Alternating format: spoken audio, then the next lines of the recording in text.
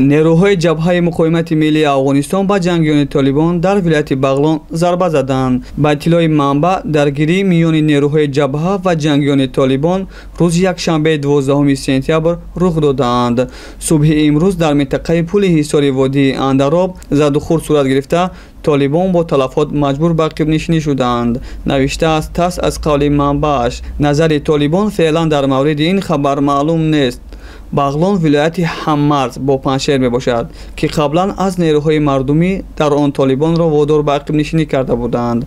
از جمله آخر ماه اوگوست در پی خیزش مردمی ولسوالی های پل حصار، ده صلاح و بنوی منطقه اندراب ها از وجود طالبان باز پس گرفته شده بودند، اما این سازمان با روان کردن نیروهای بیشتر این منطقه را دوباره غصب کرد.